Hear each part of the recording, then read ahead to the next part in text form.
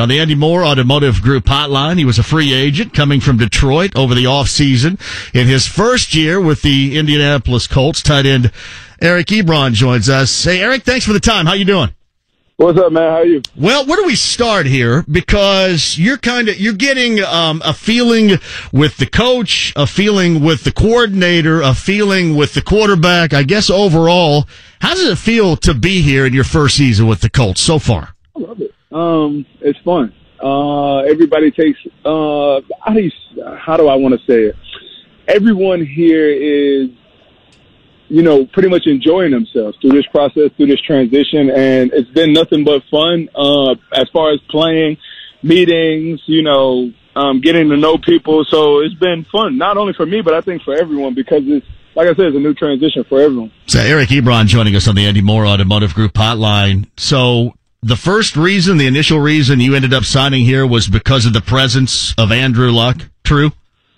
Right. And it remains the same today. Yeah, absolutely. Remains. I guess when I ask you a one-word kind of formed one-word question with an answer, I guess that's what I get. But what was the most compelling reason that, especially in the sense that Andrew Luck's coming off a year in which he did not play? What was the most compelling reason surrounding that? I mean, it's the same. I mean, and when he did play, I'm pretty sure you guys talked about him on your show every day. Every day. That's what we did in the National Football League. We talked about him every day because Andrew Luck is a winner, and he's very intelligent, which everyone knows, and he knows how to win football games. So you obviously want to be around or play with someone of that stature, of that nature, because not everyone has that in their heart, and not everyone has that made up in their mind. So to be able to play with someone like that hates losing and wants to win, it's obviously a no-brainer. Have you developed a pretty good connection through camp so far with your quarterback? I guess so. I'm saying that because I'm pretty sure you guys have heard, or if you haven't heard, then obviously I'm not doing enough. But we're doing well. We're doing really well. Did you have a similar connection? Like, I'll give you a great example here. You want that connection with your quarterback. Did you feel that you had that type of connection with Matthew Stafford in Detroit, Eric? I'm really not going to talk about it. I'm not saying it in a negative manner. I'm saying it because Detroit's in the past, and I really could care, and not less, but I really don't really want to talk about Detroit. But Stafford, I loved him. As a person, as a player, his attitude, Stafford was my guy. I guess I could rephrase it in a way of, you have a different vision of how you want to and believe you can be utilized here in your first season, don't you? I had a pretty good connection with Stafford. Things just didn't work out in ways of which, you wanted to or you would like to, but it was great. He's a great person, you know what I'm saying? So it wasn't nothing ever negative I had with him or anything like that. Okay, one more playing off of this. Do you have a chip on your shoulder? You have a chip on your shoulder to show people what you can do at the highest level coming up here in year one. Is that fair to ask? I have a bad taste in my mouth. So okay. Yes. I don't really necessarily have a chip on my shoulder because people know what I'm capable of, but I do have a bad taste in my mouth. And the only way to get that taste out is by scrubbing it clean. So that's what I plan on doing this year and making everyone aware of that ability. It is the trying to be squeaky clean Eric Ebron at tight end for the Colts. It's on the Andy Moore Automotive Group hotline. I mentioned the quarterback. You're excited about playing with Andrew Luck. What's your level of excitement with Frank Reich, the coach, knowing what he was a part of in Philly, especially, Eric, the way that they utilized the tight ends in the Super Bowl championship season last year? Right. That was the icing on the cake. The cake was having a healthy quarterback, and Andrew, the icing was knowing what they're able to do to utilize two tight ends. And I think that me and Jack have been nothing less than exciting, nothing less than fun to watch. And, me and him click on every cylinder on understanding, how much we are going to complement each other. And we just plan on making plays. And that's what they brought me here for. That's what their vision was. And it looks really good when it all comes together. And I'm, it's probably take a while for you guys to see it because it's preseason, but you'll see it. You get a little anxious? I'm assuming you're probably a little anxious in Seattle, right? Because you really want to show everybody everything right then, but it's tough to do that in the preseason. It's funny. It's a normal football feeling, It's when you're in the game, and it's game mode, and of course you want the ball and things like that. But then again, you come to the sideline and be like, man, it's only preseason. At the end of the day, not one catch you record really matters, or it's all basically a warm up. And I think as long as you're practicing at the same way that you would compete in a game, then it's no different. And I practice that way, so if the ball doesn't come to me like in Seattle, or if there are no targets, I'm not upset. It's the preseason. One, we're not displaying everything. Two, and I'm just out there getting a feel for the game speed. You know what though?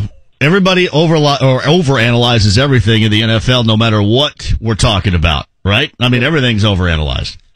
That's true, but that's the nature of the game. That's how the NFL is one of the most popular sports, most talked about sports, is because everything's overanalyzed. But that's the nature of the beast that we signed up for. Yeah. So Eric Ebron, Colts tight end, he's on the Andy Moore Automotive Group hotline. What's your expectation? I want to get individual expectation for you this year, production wise, and then just for the tight end core, the guys you're playing with as well. Let's start with you. What do you expect from you? Man, I just expect to be a boost to this team, hopefully, and I think I've been doing a pretty good job. Just really bringing a lot of energy and a lot of positivity. I don't really have and I have my own personal individual goals, but I don't really have any individualized expectations but to win, man. And I came here because this is a winning organization. I came here because these guys believe in winning. I knew Andrew would come with a chip on his shoulder, or, as you would say, a bad taste in his mouth, because he's been away from the game for so long. And I just know that this organization wants to be what it once was. And, that wasn't that long ago. So that's kind of what I individually expect of myself, is to just win. And by any means, by any how, if it boils down to me, if it boils down to someone else, is we just win. So Eric Ebron with us. You mentioned goals. Can you let us in, or do you want to tell us what your goals are, or is that forbidden? That's forbidden. Oh, well. If I can achieve it, we'll all be very happy people. What if I ask you? What if game one you have a really good game against the Bengals? If I ask you, then would you give it to me?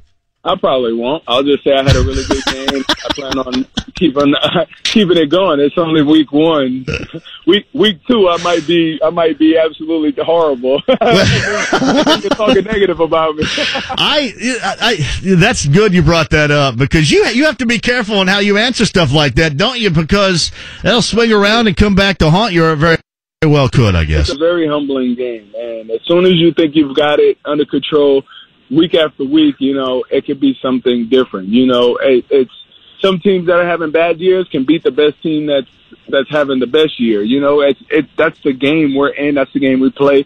So you just have to remain humble, always work hard, and just continue to understand that, this game is weekly. It's not bi-weekly. It's not monthly. It's week in and week out. You have to perform at a level. It's a performance business, so that's what you have to do. So you can never get too high upon yourself in what you do. Are you excited about working with the other tight ends too? Because a lot of people there are expectations that are pretty lofty.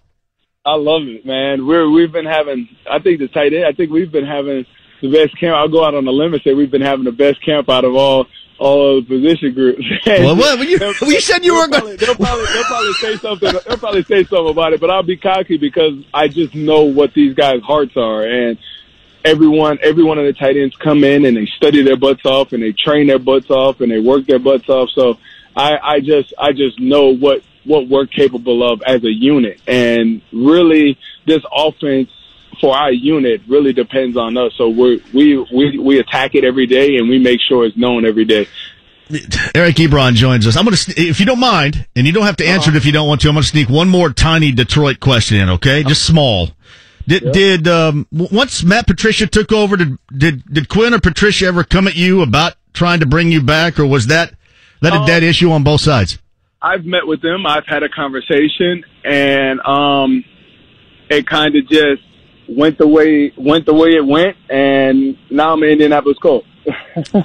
Fair statement. Dan Orlovsky comes on this show a lot. What do you know about Dan Orlovsky? Man, honestly, Dan's always told me, when I retire, you're going to miss me. And I was like, yeah, whatever, Dan. But I do miss him. He's a great dude. He's so smart, so intelligent. A lot of things that I learned from him about being a pro and understanding how to, manage myself and grow within this game. And, I wouldn't say I owe a lot to Dan, but I owe a lot to Dan and basically his knowledge on what he shed upon me early in my years. I came into this league really young. And Dan was already really old. You can tell him I said that. I will.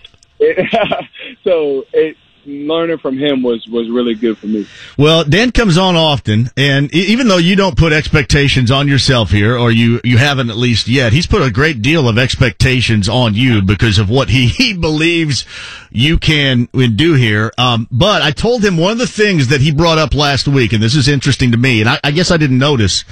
He told me that he has tried to get you to shake loose of that visor. He doesn't want you wearing the visor. Are you wearing the visor? I am wearing a visor. Why have you not taken his advice? I've worn a visor since college. He doesn't like it, but I love it. He thinks it's a perceptive thing as far as your vision and things like that, but I don't think it's ever affected me. I've tried to take it off once, and I just don't feel it, And I'll go by like Deion said, man, you look good, you feel good, you play good, and I feel like I'm not the same person without my visor. It might be a mental thing, but I love it. What happened when you took it off? Did you have a bad game, have a bad series? No, what happened? I just didn't feel the same. I've only done it for like 1 or 2 practices, but I need my visor. All right. Well, it's funny because I didn't even think about it, and then he brought it up last week. He said, I've tried to get him to shake loose that visor a number of times, and he just won't do it. So I guess that's not going to go away. We have him on often here because he does, as you mentioned, he does give fantastic breakdown, and I would bet he was a great teammate of yours in Detroit, had to be. He's a great dude. Absolutely a great person. It's Eric Ebron with us on the Andy Moore Automotive Group Hotline. I'm assuming it's necessary too to have a guy like that, right? I mean, with all that was going on in your 4 years up there, was it good to have him? For young people, it's great to have older, more experienced, more battle-tested people that can help you understand this game and to understand that the jump from college to the pros is totally different. So I absolutely enjoyed it and loved it, and I believe, things happen for a reason, and I believe the reason for me going to Detroit was to be with someone like Dan, for him to shed his knowledge and his what he has been through upon me, because Dan has been through things in the National Football League, and and nothing's more, or it's like listening to your parents. You don't really understand it till you get older, and that's kind of how it is with the situation I had with Dan. The things that he was telling me I didn't understand, and now going into my 5th year in the league, I can make out exactly what Dan was telling me when I was younger. Man, it's funny how it all comes in that way, right? It's the same thing in anything. I mean, it is. It is. Eric Ebron with us. Hey, before I let you go, we talked about Frank Reich, and you like the way he utilized tight ends in Philly. You got a first-year coordinator in Nick Sirianni. How's that relationship and connection going so far with that in mind? All right, so if Andrew Luck was the cake, the way they utilized tight end was the icing. Nick was the cherry when I had my visit here.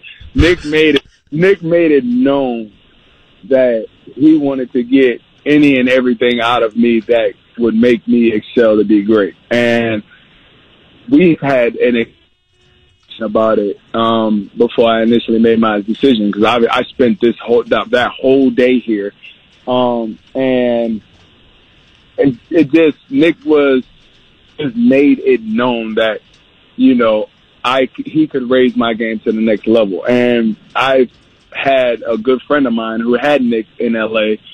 He told me that was one of the best coaches he's ever had. And Nick has been nothing shy of being particular, being, hard on us and making us better people. And that's exactly what I came here for. So Nick's a great dude. Hey, where's the fine line between a young first-year coordinator getting on you too much or not enough? Where's that line drawn for you? It depends. It depends. How steep is your resume? No, I'm just kidding. But do you believe that because your friend? Who is your friend? Who is your friend in L.A.? Who is your L.A. friend? Keenan. Okay. You got to take it all with a grain of salt, and you gotta understand that this game, they want nothing but the best for you and for them, because at the end of the day, their livelihoods are in our hands, and our livelihoods are in our hands. So if he's here to help us, and no matter how hard he wants to be, if he wants to be an asshole one day, if he wants to be a great person, then that's what it is. Sorry for that. No, hey, listen. Football terminology. This happens. This happens on a 3-hour basis here, so it's okay. But no, what I was trying to get is if Keenan Allen, because he's had success in the NFL, tells you that's something you buy into. But if it's somebody else that maybe hasn't had that level of success, maybe it takes a little while longer to get that feeling nurtured. I'm guessing, right? Yeah, but at the end of the day, it still depends on what that person has been through, or what that person known. You know what I'm saying? But at the end of the day, we see the film from the LA Chargers, and you wonder why their offense is one of the best offenses. And you see that Nick has one of the best receivers in the National Football League, and he's coaching this guy. And to hear from that guy say, that's one of the best coaches, and I am who, and he's helped me, improve, then you all take it with a grain of salt. But if he doesn't, I'm pretty sure he wouldn't be, on this level if he didn't have a steep resume. So you have nothing to do but respect these coaches that are here trying to help you, because at the end of the day, they are trying to help you. You were in Detroit for 4 years. That's where Aretha Franklin called home. Did you ever meet her? Yeah, she sang at Thanksgiving when we were there. I did. Rest in peace, and it's sad, but she sang the Thanksgiving national anthem, the Thanksgiving game against the Minnesota Vikings. Yep. That's pretty awesome. Awesome. She passed away today at the age of 76. Eric Ebron, who is the new Colts tight end. A little window to the world right there from the newcomer here. That was really good. I appreciate it. You can say a-hole on here anytime you want, okay? It all works. People, it's football terminology. I got you. I appreciate the time, too. Thank you. Yes, sir. Thank you. It's Eric Ebron of the Indy Automotive Group Hotline.